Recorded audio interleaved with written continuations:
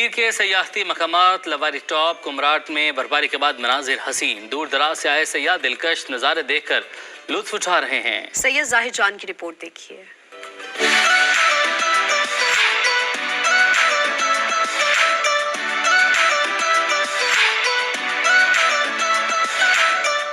अपर दीर के बालाई इलाकों में मौसम सरमा की पहली बर्फबारी। मुल्क भर से सयाह कुमराट और लवारी टॉप पहुंच गए। बर्फ में खूब हल्ला गुल्ला किया। लोगों को यहाँ पे आना चाहिए। लोग भी बड़े कोऑपरेटिव हैं, मोहब्बत करने वाले हैं और जगह भी बहुत खूबसूरत है। कुछ सयाह बर्फबारी खत्म होने पर पहुंचे, लेकिन 2 रोज बाद फिर से बर्फबारी की उम्मीद पर वहीं डेरे डाल दिए।